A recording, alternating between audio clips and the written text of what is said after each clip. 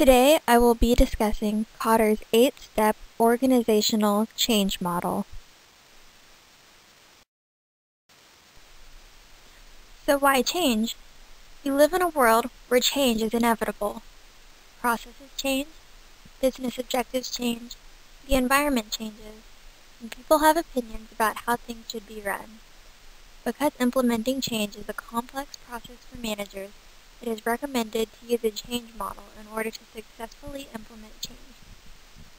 One of those models that can be implemented is John Kotter's 8-step organizational change model.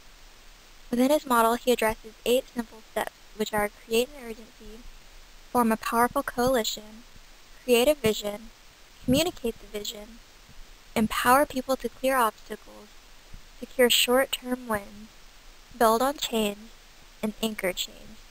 So now, why do most change efforts fail? Well, Kotter says that 70% of all major change efforts in organizations fail. And why? Because they don't take the holistic approach required to see the change through. I'll now be discussing Kotter's first step, which is create urgency. The first step is to create a sense of urgency. It's important that you create a sense of urgency and that you have the company's values and ideas for change be on the same page as the change that you want to see. When you're speaking about the change that you want to make, you want to be very motivational. The first thing that you need to do is that you need to talk to other coworkers about this situation and how the company and how this change may affect your business. You want to be honest about what's happening in the environment, what factors are affecting the company, and why it's important that you need to change. You're next going to need to identify who this change will support, and what stakeholders will it affect. Is it going to affect you and your coworkers? Is it going to affect upper management? Is it going to affect your clients, your vendors? Who will it affect the most? Next, you're going to want to connect with the values of others and find opportunities to talk about how the change can affect the company. One problem that may occur is the case for change is very poorly thought out. And if the idea is not thought out properly, then no one within the organization will be on board with your idea, and the change will never get implemented. And so that's one way of how this change process could be a failure. The second step is to form a powerful coalition. You need to convince people that you need change. Get powerful leaders on board who you know you can trust and will drive your ideas and are passionate about the change that you want to implement. Find key people within the organization who you know can help make the change happen. You also need to find people who are committed, because people who are not committed will not feel obligated to help make the change happen and can ultimately slow you down. Also, it's important to allow for weaknesses. It's good to have a different mix and type of people within your coalition. For example, you don't want all top managers within your group, and you also don't only want the opinions of everyday workers. You want to make sure that you involve everyone that's going to be directly affected in the change. So with this being said, you need a group of powerful people, that have the power to implement the change. You also need people with the expertise within the organization, and people who are ultimately credible and who you can rely on. And the coalition needs to be formed on trust and people that share the same objectives as you do. The third step is to create a vision. Link ideas together from different people within your coalition to form one powerful and clear vision. A clear vision helps give people an understanding of what you're trying to change and why. So how do you create this vision? Well, first you need to find the common ground of values. What does your coalition agree on? What do they disagree on? And you need to come to terms. Make sure that your vision is very clear. Your vision must also be imaginable. It has to be easy to picture, and you should be able to picture the exact change that you want to see happen. Also, it must appeal to everyone. In order to make change successful, everyone must be on board and not reluctant. It must also be feasible. The overall change must be realistic, and your goals must be attainable. And lastly, it must be communicable. Other people must be able to understand your vision, and they must be able to clearly communicate it to others about why it's important that you need change. The fourth step is to communicate the vision. You want to make sure that you communicate your vision frequently and powerfully and passionately. No matter where you go, you should be talking about where this change can fit in and how it's going to affect the organization. You're also going to want to demonstrate the kind of behavior that you want to see. Setting a good example and proving why people should want to allow for this change to happen will help clearly communicate your vision.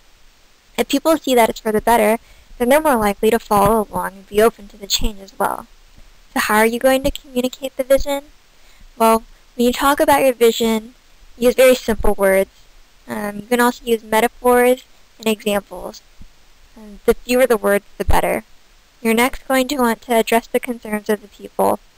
Be invitational. You want to make sure that you're able to have a two-way conversation between another person. If they have any questions, you want to make sure that you're easily able to address them. Next, you're going to want to apply the vision to everything. Every opportunity that you get, allow for the change to be brought in, and apply and demonstrate this action and the response that you would like to see. And lastly, your vision should be repeatable. You want your vision to be able to be repeated from word of mouth around the company, and you want it to be short and easy for people to remember and understand.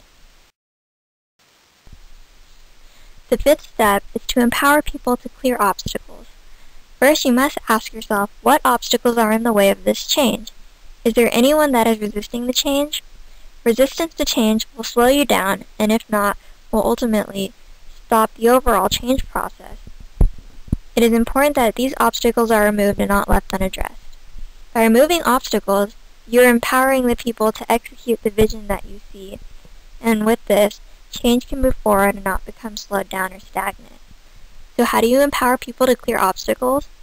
First, you identify leaders that you would like, and then you hire them. Make them a part of your committee, make them a part of your coalition.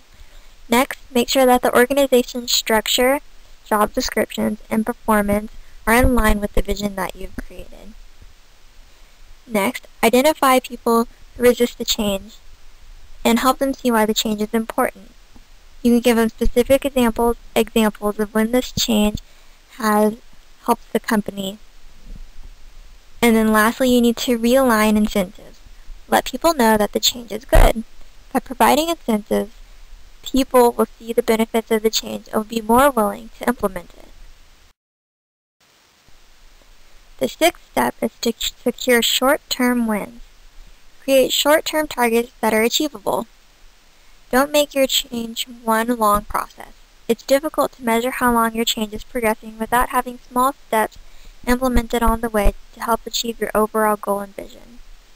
Wins increase the morale of the company and increase the overall approval of change that is being implemented. Now, how do you secure wins? Short-term wins specifically. Well, you're going to look for sure projects that can be implemented without any strong critics for change. This way, people will be more open to the ideas of the change. Also, by implementing changes without any strong critics, you're less likely to have any opposition towards any of the processes that are going to be going through. Next, analyze the pros and cons of the targets. After the short-term goal is achieved, see what went right and what needs improvement for the change process. Did the process go smoothly? And finally, it's important to reward the people who are creating these short-term wins. This will help boost overall morale and increase the sense of optimism and urgency for the change. The seventh step is to build on change. Always look for key areas to improve. There is never going to be a time when implementing change is going to go perfectly smoothly. Receive feedback from others and incorporate the input into the change process. Next, don't let up. Always try to incorporate your change into everything you do. Letting up before the change fully occurs causes for momentum to slow down, and it could possibly cause the change to fail. You're next going to want to drive new behavior into the culture. Make the change become evident part in everyone's everyday life. And once it becomes a process that people accept, people will become more comfortable with adapting to the change. Next, set goals to build on the momentum. It's important that these goals are short-term again, and that they are attainable. Lastly, keep ideas fresh. This can be done by adding new leaders and taking advice from everyone in your group or coalition. The eighth and final step is to anchor the change. You want to make sure that the change sticks, and that's how you know that it's a success, the change that you implemented. Make it a part of the everyday culture of the organization. Make sure that company leaders support the change. Without their support, it's going to be difficult to keep the change since these leaders drive what happens in the company. And so now, how to anchor the change? Well, first talk about the progress. Give specific examples of success stories and why the result was beneficial. Next, you're going to want to include change values when hiring new staff. Make sure that the new staff that you're hiring has the same vision that you have for your company. Next, create plans to replace key leaders when they move on. Once your key leaders leave, you want to make sure that you have a good plan set for replacing them so that the momentum and drive for the change is not lost. Next, you want to make sure that your success is visible. It takes a majority of an organization to embrace the new culture, so it's important that the benefits of the change are very, very visible. And lastly, you'd like to reinforce new norms with incentives and rewards. Now, by following all of these steps, implementing change within an organization will be a lot smoother and more successful.